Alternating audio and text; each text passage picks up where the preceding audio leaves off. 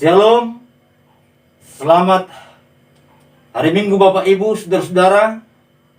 Selamat bertemu kembali bersama dengan kami, Good News TV, untuk kita bersama-sama merenungkan firman Tuhan dalam khotbah Minggu pada Minggu 27 Februari 2022. Sebelum kita membaca dan merenungkan firman Tuhan, saya mengajak kita berdoa. Ya Bapa, kami datang di hadapan-Mu, memohonkan hikmat-Mu, pengertian akan kebenaran-Mu, untuk kami dapat memahami dan juga mampukan kami untuk melakukan firman-Mu dalam hidup kami. Dalam nama Tuhan Yesus, kami telah berdoa dan bersyukur. Amin. Bapak, Ibu, saudara-saudara yang terkasih dalam nama Tuhan, firman Tuhan akan saya bacakan kepada kita dari kitab Yeremia pada pasalnya yang ke-22. Ayat yang pertama sampai dengan ayatnya yang ke-9. Dikatakan begini untuk kita. Beginilah firman Tuhan. Pergilah ke istana Raja Yehuda dan sampaikanlah di sana firman ini. Katakanlah, dengarlah firman Tuhan, hai Raja Yehuda yang duduk di atas tahta Daud, engkau, pegawai-pegawaimu dan rakyatmu yang masuk melalui pintu-pintu gerbang ini. Beginilah firman Tuhan, lakukanlah keadilan dan kebenaran.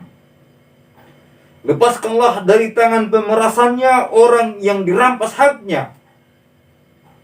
Janganlah engkau menindas, dan janganlah engkau memperlakukan orang asing, yatim dan janda dengan keras. Dan janganlah engkau menumpahkan darah orang yang tak bersalah di tempat ini. Sebab jika kamu sungguh-sungguh melakukan semuanya itu, maka melalui pintu-pintu gerbang istana ini akan berarak masuk raja-raja yang akan duduk di atas tahta Daud, dengan mengendarai kereta dan kuda mereka itu, pegawai-pegawainya dan rakyatnya.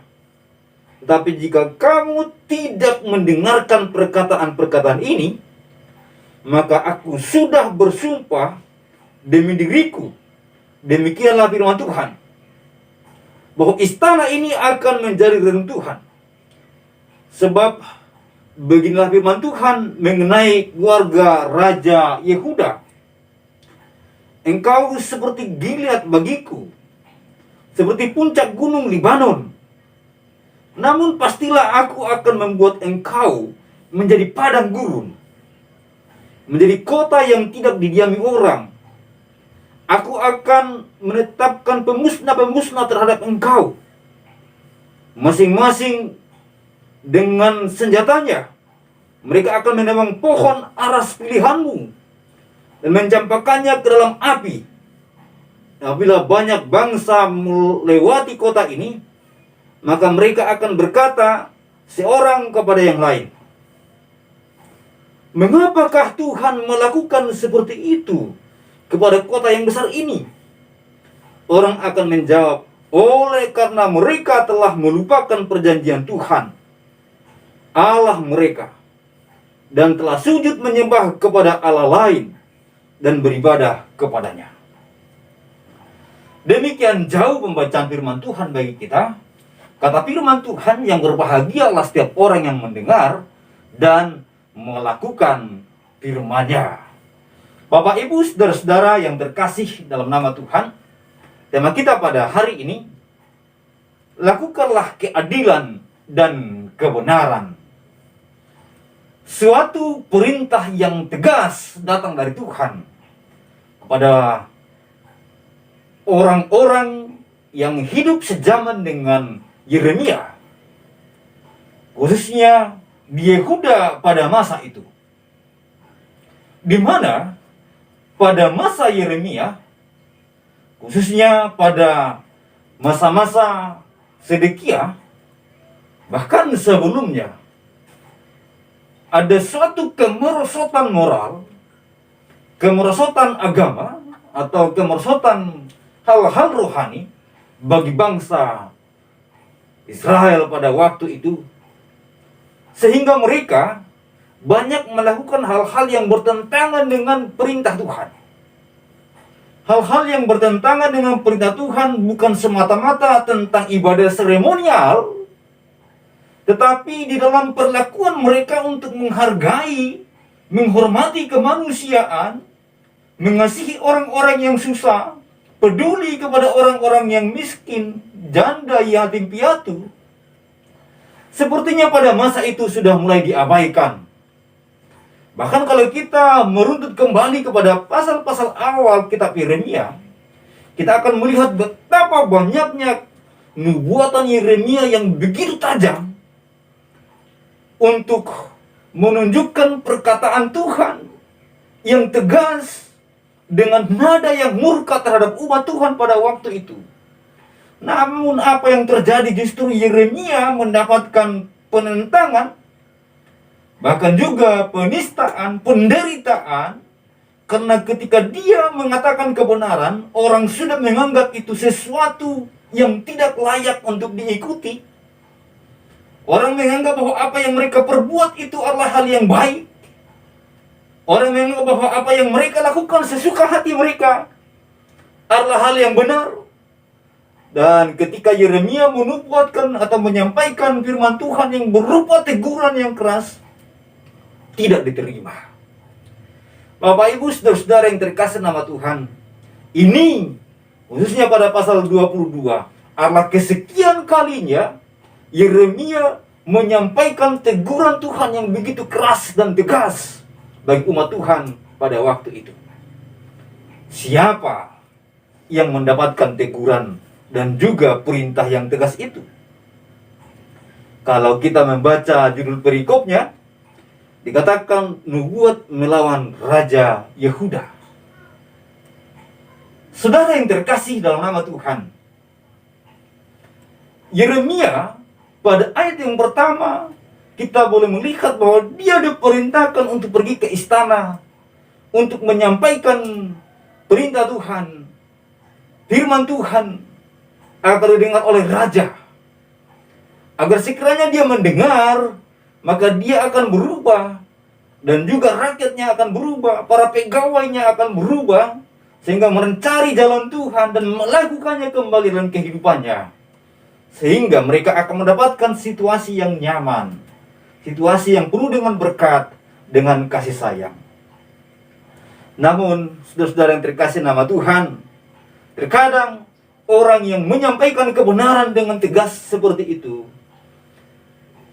justru seringkali mendapatkan penolakan, karena dunia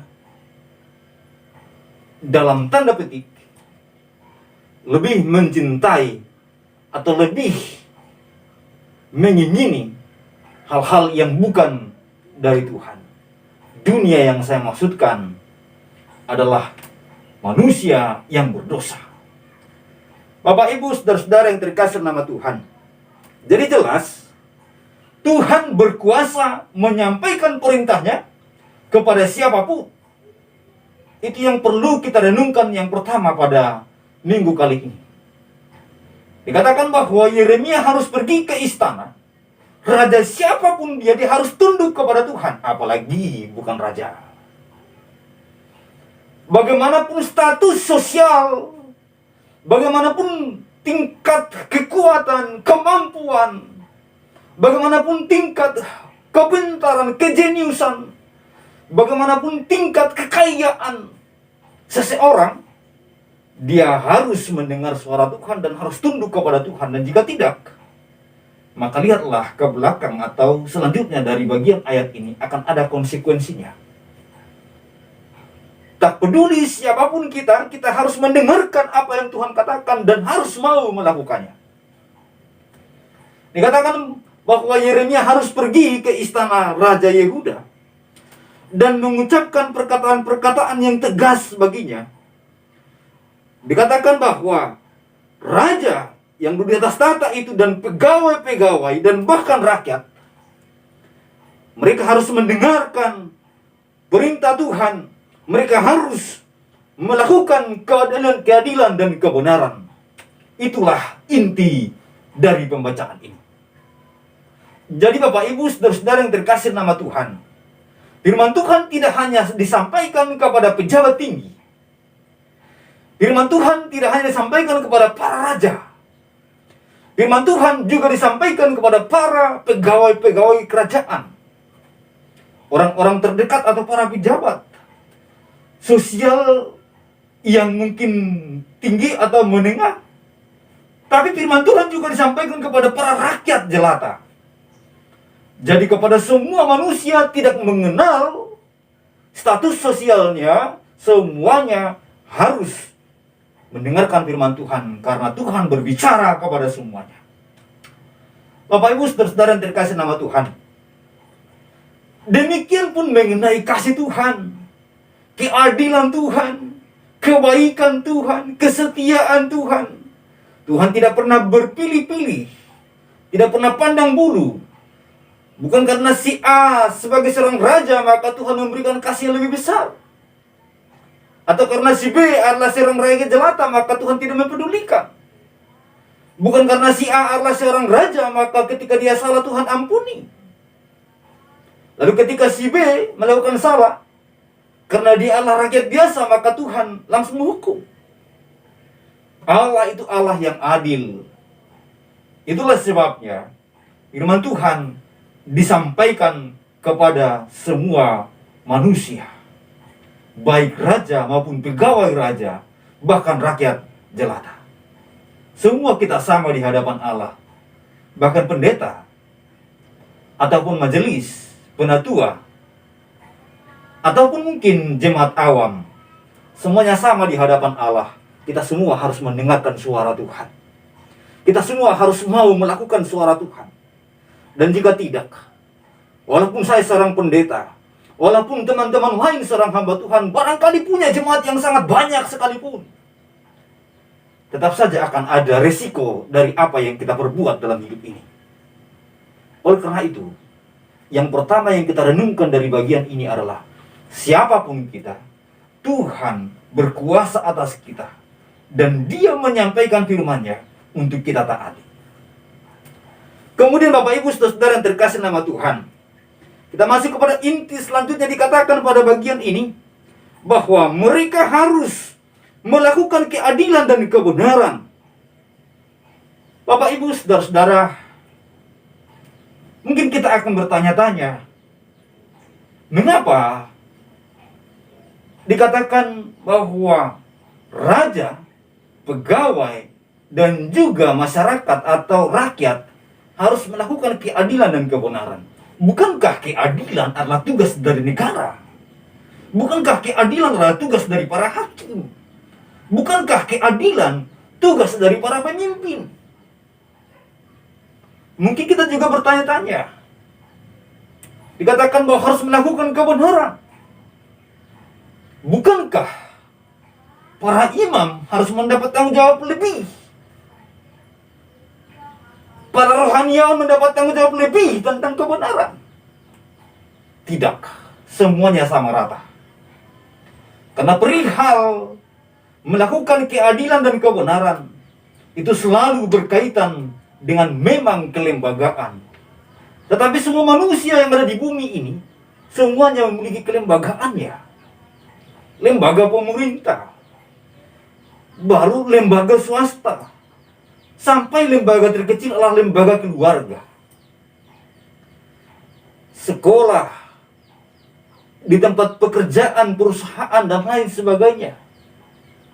Dan kemudian perihal juga melakukan keadilan dan kebenaran bukan hanya tanggung jawab daripada para hakim, tapi harus dimulai dari diri, dari pribadi kita masing-masing.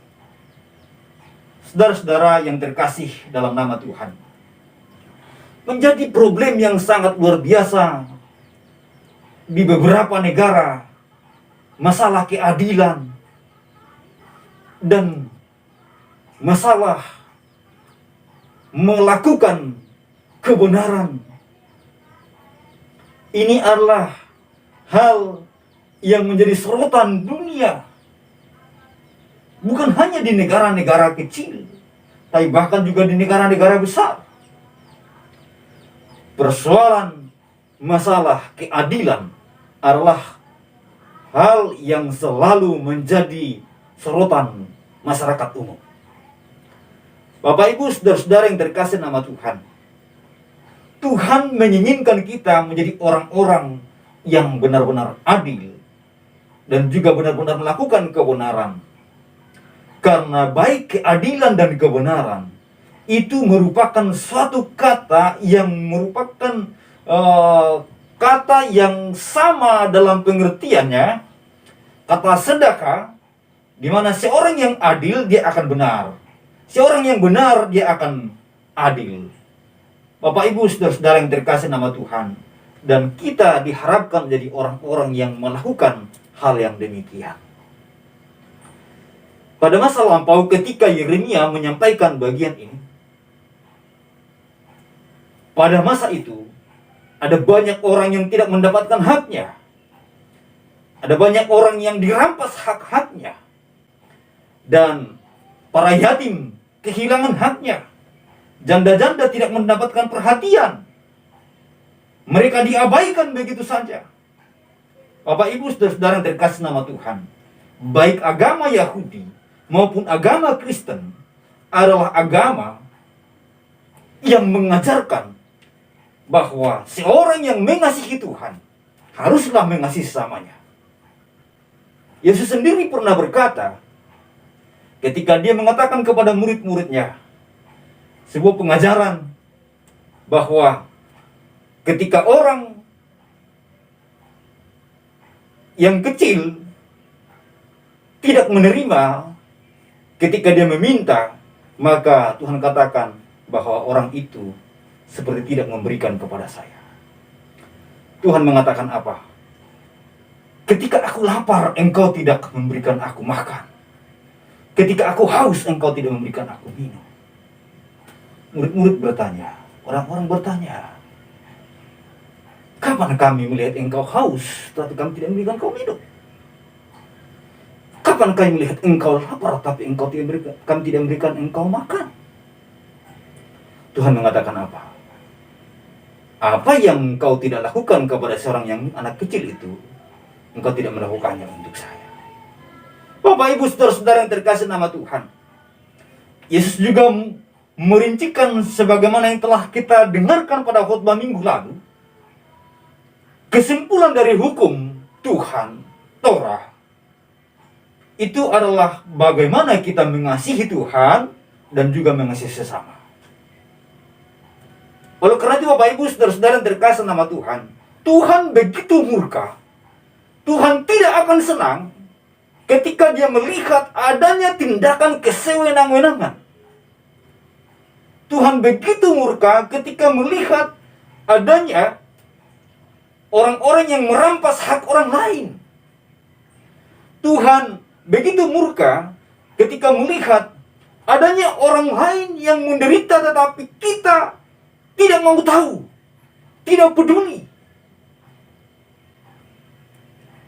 Tuhan menginginkan kita untuk kita mengasihi Dia dan juga mengasihi sesama kita. Tuhan menginginkan kita untuk kita percaya kepada Tuhan dan juga melakukan perintahnya. Karena mustahil seorang percaya kepada Tuhan tetapi tidak melakukan firman Tuhan. Lalu apa yang dia percaya? Bukankah yang kita percaya itu juga secara totalitas baik perkataannya?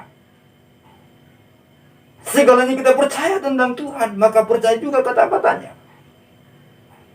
Saudara-saudaraku yang terkasih nama Tuhan, maka firman Tuhan datang kepada Raja Yehuda, kepada rakyatnya, dan kepada para pegawainya agar mereka melakukan kebenaran dan keadilan. Saudara-saudara, Yeremia melanjutkan dengan apa yang Tuhan katakan tentang kebenaran dan keadilan yang dimaksudkannya pada bagian ini. Dikatakan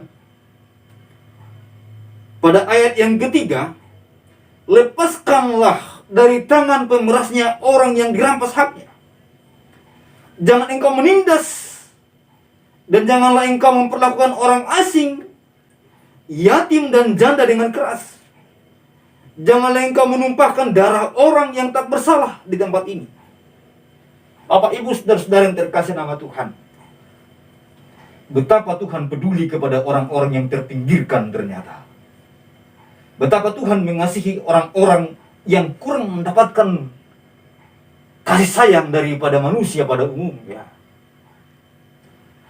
Orang-orang yang terabaikan, orang-orang yang dilupakan, orang-orang yang dipandang sebelah mata. Tapi ternyata Tuhan memandang mereka dengan penuh kasih, memandang mereka dengan kepedulian. Dan Dia mau umatnya juga melakukan hal yang sama. Mengapa demikian? Karena Tuhan juga menunjukkan kasih yang besar kepada umatnya. Karena Tuhan juga telah mengasihi kita, maka kita diinginkan untuk mengasihi yang lain. Karena Tuhan juga telah menunjukkan kemurahannya kepada kita, maka kita juga perlu menunjukkan kemurahan kepada orang lain. Bapak, Ibu, saudara-saudara yang terkasih nama Tuhan, maka bangsa Israel diharapkan, umat Tuhan diharapkan jadi orang-orang yang menunjukkan kasihnya kepada orang yang lain. Bahkan kepada mereka-mereka yang terpinggirkan, Tuhan sangat peduli kepada mereka. Bapak, Ibu yang Tuhan Yesus kasihi, tetapi jika mereka tidak melakukan hal itu, akan ada suatu resiko daripada tindakan mereka.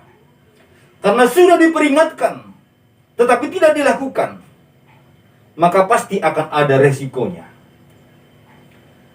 Bapak, Ibu, saudara yang terkasih nama Tuhan, jangankan Tuhan, kita sebagai orang tua, kita kalau sudah menasihatkan, mengajarkan kepada anak kita, memerintahkan kepada anak kita, maka ketika dia melawannya, tidak melakukannya, maka ketika kita menyebut diri sebagai orang tua yang benar, orang tua yang baik, maka harus ada tindakan disiplinnya.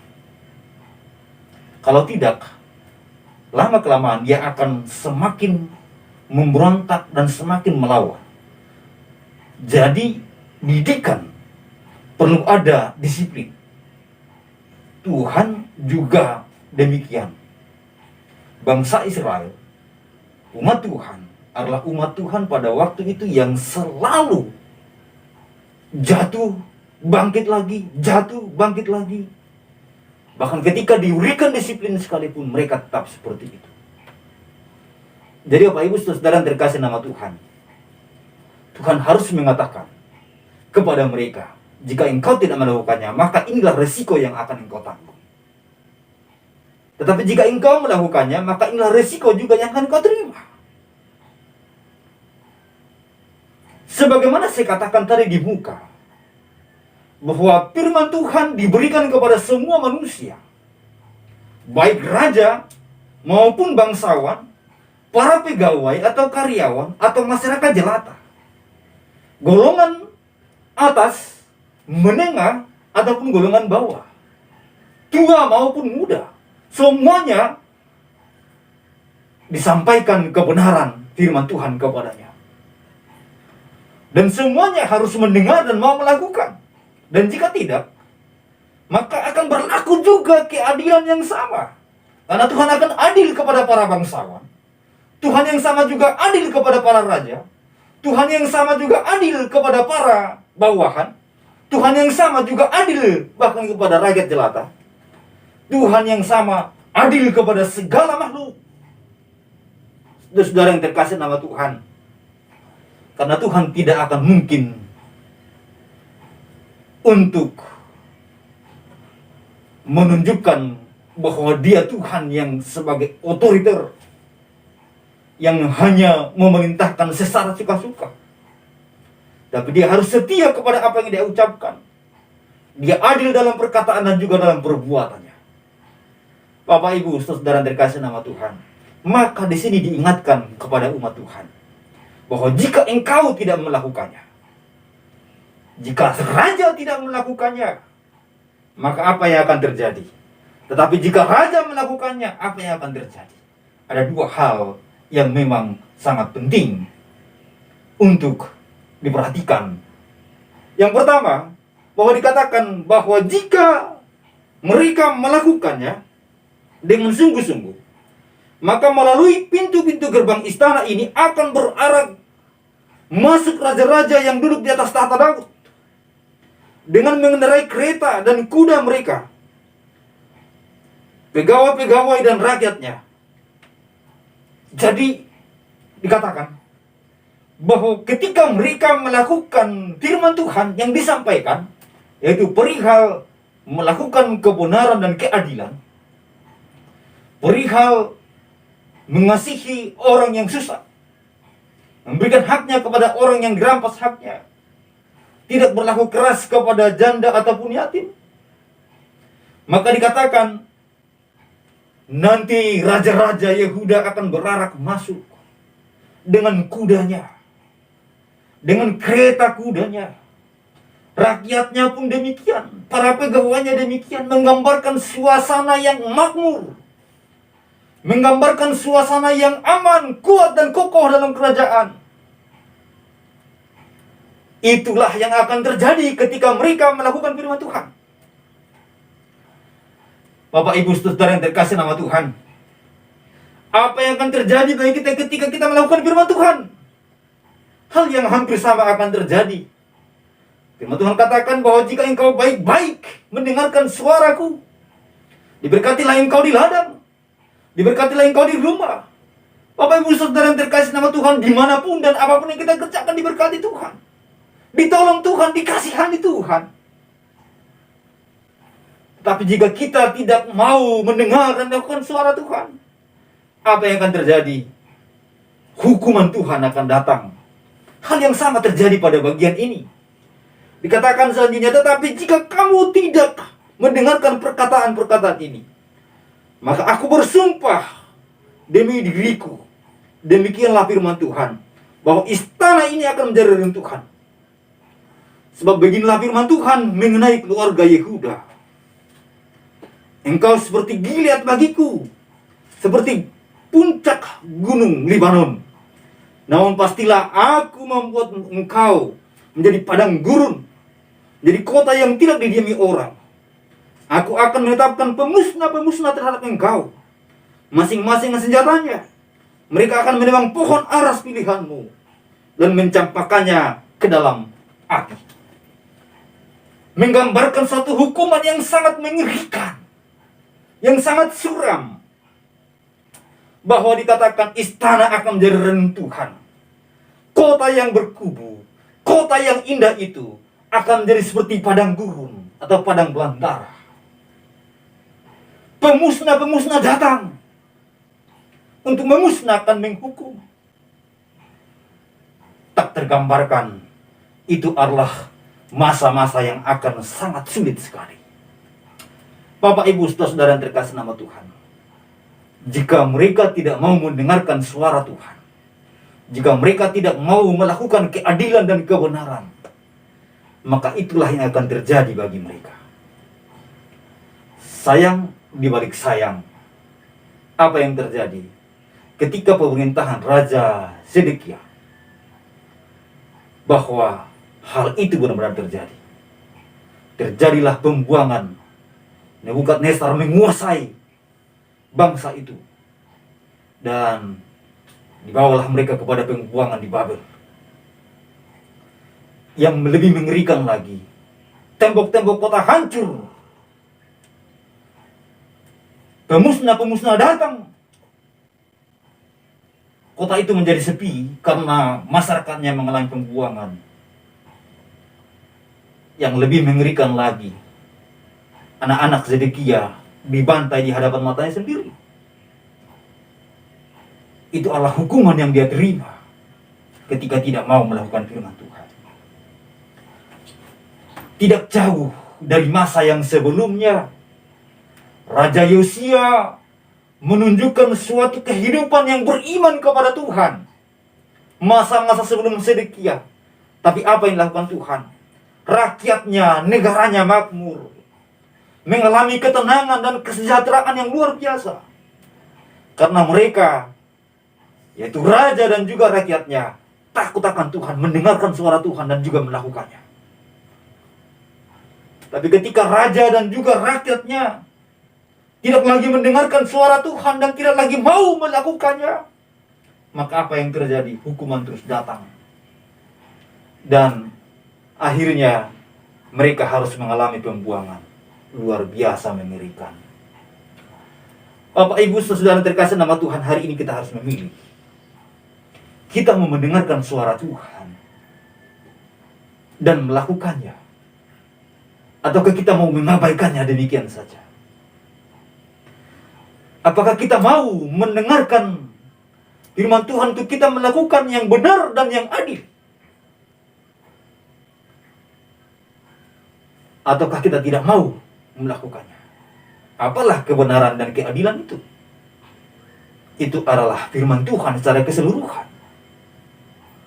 Karena Kejadian sampai Wahyu itu berbicara tentang apa yang benar, apa yang adil.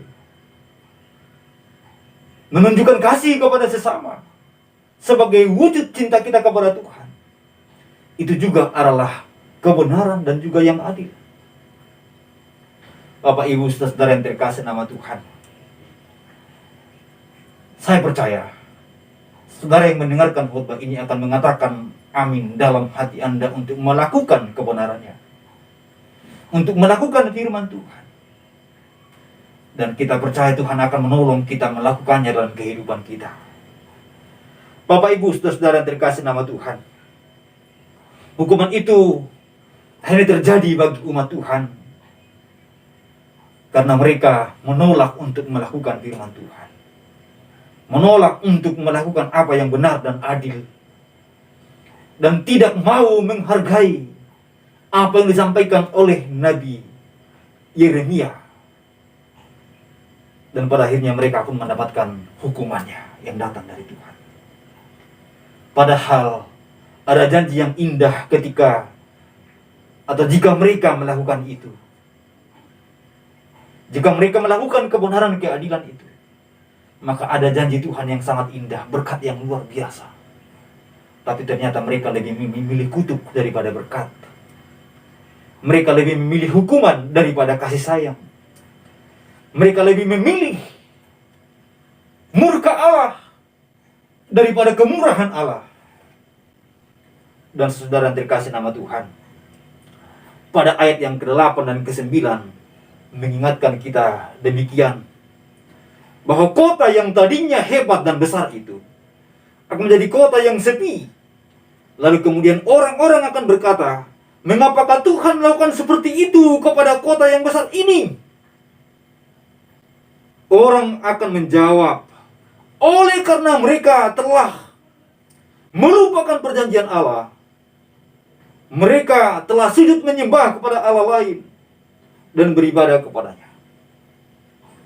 Bapak Ibu Saudara yang dikasih nama Tuhan, dalam konteks melakukan kebenaran dan keadilan, dalam kaitannya meninggalkan Allah, bahwa orang yang sudah tidak mau lagi mendengarkan suara Tuhan, otomatis dia akan mendengarkan suara Allah lain. Orang yang tidak mau menyembah Allah, otomatis dia menyembah Allah lain. Jadi, saudara-saudara yang terkasih nama Tuhan, perhatikanlah salah satu contoh kecil, bendungan air. Jika sedikit rusak, bocor dari temboknya, lama-kelamaan dia akan rembes semakin besar. Dan ketika hujan datang, tekanan air besar, drap, hancur. Mengapa? Karena pertama, diizinkan dulu rusak sedikit. Tambah rusak, semakin rusak, dan akhirnya fatal akibatnya. Saudara-saudara yang dikasih nama Tuhan, seseorang yang sudah mulai mengabaikan firman Tuhan dengan berkata, nanti dulu lah, ya toleransi. Bukan saya bertoleransi masalah agama lain dengan agama lain, bukan. Menoleransi diri sendiri untuk tidak melakukan firman Tuhan. Sedikit demi sedikit kerohaniannya menurun, dan pada akhirnya down, hancur. Orang yang awal-awalnya sedikit kurang peduli dengan hal-hal rohani, semakin lama semakin tidak peduli. Semakin lama akhirnya apa itu tahu? Akhirnya apa yang terjadi? Hukuman akan datang. Jadi jangan biarkan diri kita jatuh dan tidak mau langsung bangun. Jangan biarkan diri kita seolah menganggap sepele, menganggap biasa-biasa saja suatu pelanggaran kepada Tuhan. Karena pelanggaran kecil yang menurut kita demikian, jika sudah semakin terbiasa, pada akhirnya akan membawa kita kepada pelanggaran yang besar dan fatal akibatnya. Saudaraku yang terkasih nama Tuhan, pada minggu lalu kita juga telah merenungkan dalam kaitannya tentang bahwa di zaman modern ini, berhala itu, ilah lain itu, terkadang bukan lagi bentuk patung, tapi terkadang juga dalam bentuk materi, memberhalakan uang, memberhalakan pekerjaan. Ini berbicara tentang mana lebih utama dalam hidup Anda. Dikatakan pada bagian ini, karena mereka telah melupakan perjanjian Allah, dan mereka telah sujud menyembah kepada Allah lain dan beribadah kepadanya. Ini berbicara tentang prioritas kita. Jika seorang sudah menomorduakan Tuhan, maka sama saja telah ada berhala dalam kehidupannya. Yaitu nomor satu tadi. Apa yang menjadi terpenting dalam hidupnya, itulah berhala baginya. Dan Tuhan tidak mau kita mengutamakan siapapun dan apapun selain Dia yang utama dalam hidup kita. Bapak Ibu saudara-saudara yang terkasih nama Tuhan, kalau andai kata umat Tuhan pada waktu itu mengutamakan Tuhan, maka mereka tentu akan mendengar dan melakukan firman Tuhan. Tetapi ketika mereka sudah menomorduakan Tuhan, maka mereka mendengarkan suara Tuhan. Kalau masuk kanan keluar kiri, barangkali masih ada singgah sedikit. Tapi bagaimana jika sama sekali tidak mau mendengar?